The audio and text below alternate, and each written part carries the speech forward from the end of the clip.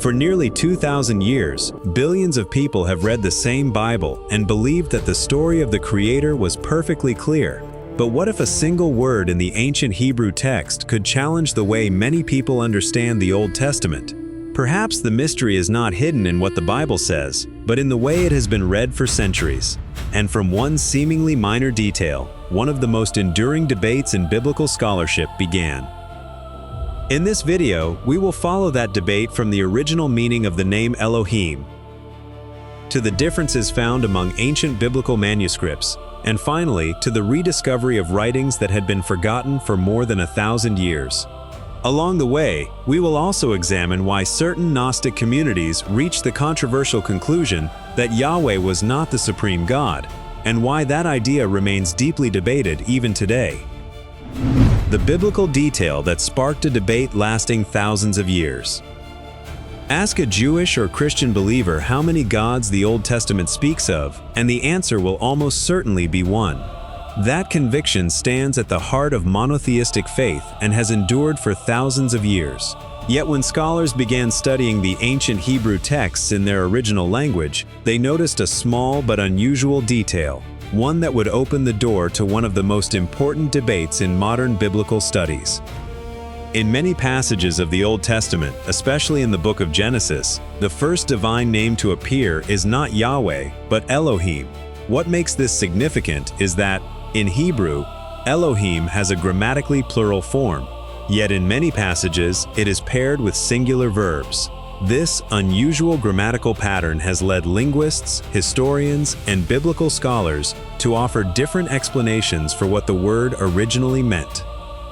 The issue becomes even more complex when other divine names and titles appear alongside Elohim, including Yahweh and El Elyon, often translated as God Most High. Within Jewish and Christian tradition, these names are understood as different titles for the same God. However, some scholars who study the development of ancient biblical texts argue that the changing use of these names may reflect different literary traditions and historical settings that were gradually woven together during the formation of the Hebrew Bible. From these seemingly minor differences, a much larger question begins to emerge.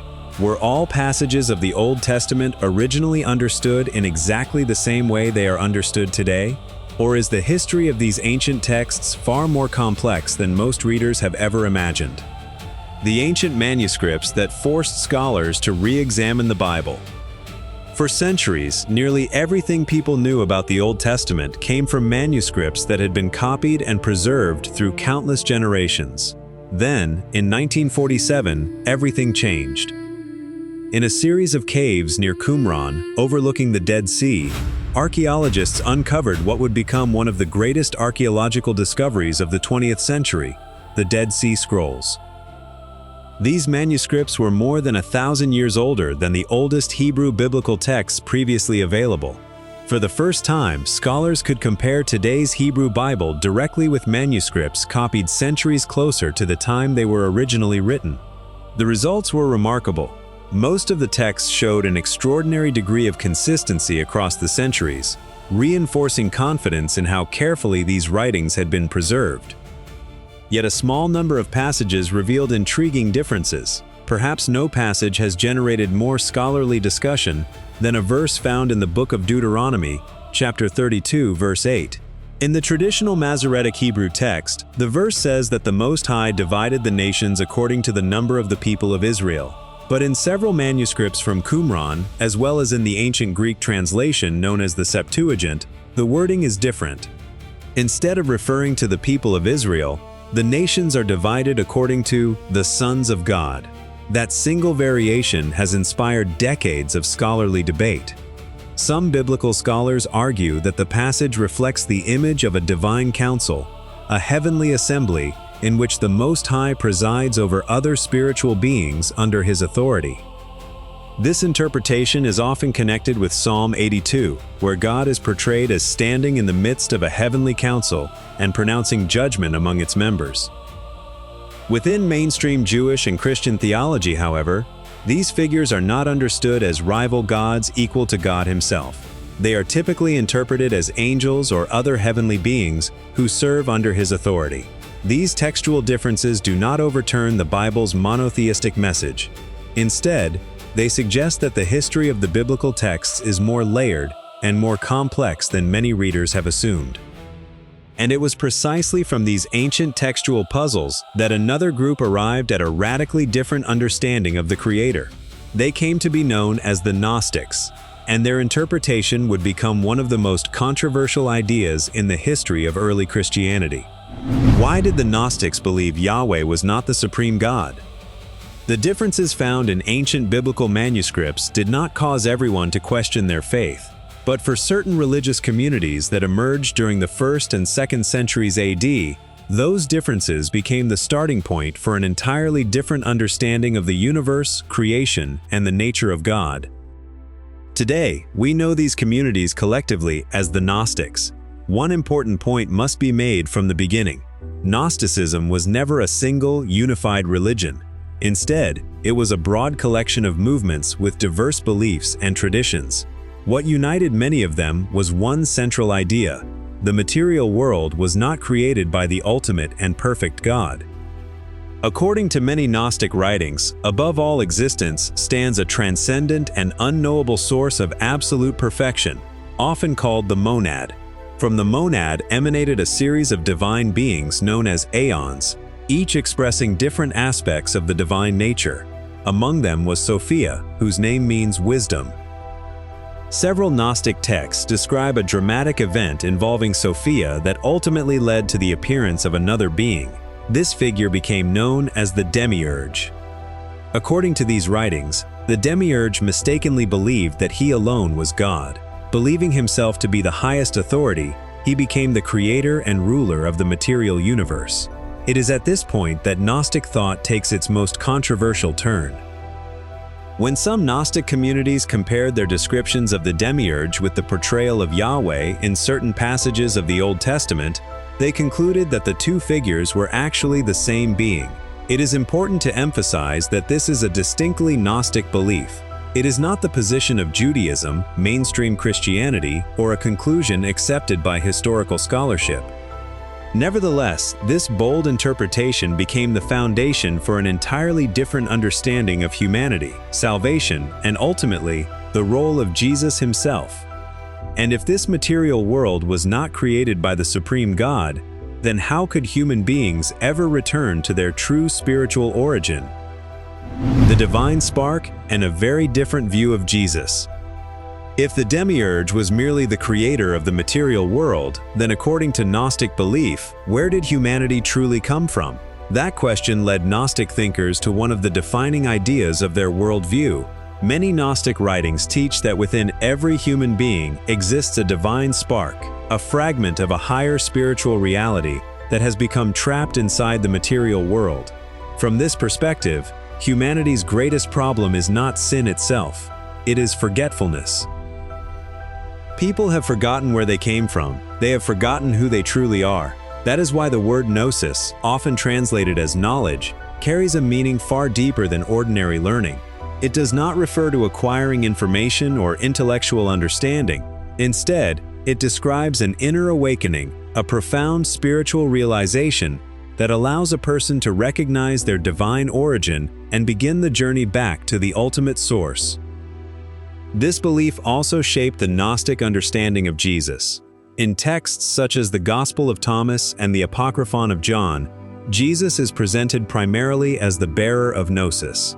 His mission is to awaken the divine spark within humanity, to reveal the hidden truth that has long been forgotten, rather than focusing solely on the forgiveness of sins through his crucifixion. This stands in sharp contrast to mainstream Christian theology. Traditional Christianity teaches that salvation comes through the death and resurrection of Jesus Christ. Gnostic writings, by contrast, place their emphasis on spiritual awakening through hidden knowledge. These two perspectives represent fundamentally different theological traditions, each offering its own understanding of humanity, salvation, and the purpose of Christ's mission. And yet another question remains. If Gnostic ideas were once part of the diverse religious landscape of early Christianity, why did they almost disappear from history for more than 1,500 years? Why did these ideas nearly disappear from history? If Gnostic communities once existed alongside many other early Christian groups, what caused their ideas to fade from history for more than 15 centuries? By the beginning of the 4th century, Christianity had entered a turning point. After centuries of persecution, the faith gradually gained legal recognition under the reign of Emperor Constantine.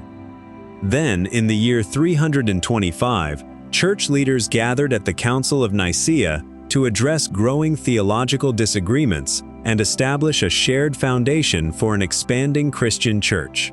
According to the overwhelming consensus of modern historians, the Council of Nicaea did not invent Christianity, nor did it rewrite the entire Bible despite popular claims often repeated online. What it did mark was the beginning of a long process in which certain theological traditions gradually became recognized as orthodox, while others were increasingly rejected. Over the centuries that followed, communities whose beliefs fell outside the developing Orthodox tradition, including many Gnostic groups, came to be regarded as heretical. Their writings were no longer widely copied or preserved. As generations passed, many of those texts simply disappeared from public memory. Then, in 1945, history took another unexpected turn. Near the Egyptian town of Nag Hammadi, local farmers discovered a sealed clay jar containing more than 50 ancient manuscripts. Among them were works such as the Gospel of Thomas, the Apocryphon of John, and numerous other Gnostic writings that had remained hidden for nearly 16 centuries. The discovery did not prove that Gnostic beliefs were historically correct. What it did demonstrate was something equally significant. Early Christianity was far more diverse than many people had previously imagined. Different communities interpreted the teachings of Jesus in remarkably different ways, long before later theological boundaries became firmly established. Perhaps that is the greatest value of discoveries like Nag Hammadi. They do not ask us to abandon one faith in favor of another. Instead, they allow history to be seen with greater depth, restoring voices that had been nearly erased by time itself. So, is Yahweh the Demiurge? Even today, the answer depends entirely on the theological tradition through which the question is approached. For Judaism and mainstream Christianity, Yahweh is, and has always been, the one true God. For many Gnostic communities, however, Yahweh and the Demiurge were understood to be the same being. These are not competing historical facts. They are two fundamentally different theological interpretations that emerged within the complex religious landscape of the ancient world. In the end, discoveries such as the Dead Sea Scrolls and the Nag Hammadi Library do not hand us a final answer. Instead, they invite us to explore a richer and more complex history of early Christianity, one shaped by diverse voices, competing ideas, and centuries of interpretation. Sometimes, the greatest value of history is not that it forces us to choose a side. It is that it reminds us how much there is still left to discover. If you enjoyed this documentary and found it offered a new perspective on one of history's most fascinating religious debates, let us know your thoughts in the comments below. And if you'd like to continue exploring the mysteries of ancient history, religion, archaeology, and the forgotten texts that have shaped our understanding of the past, be sure to subscribe this channel, because some of history's greatest mysteries are still waiting to be uncovered.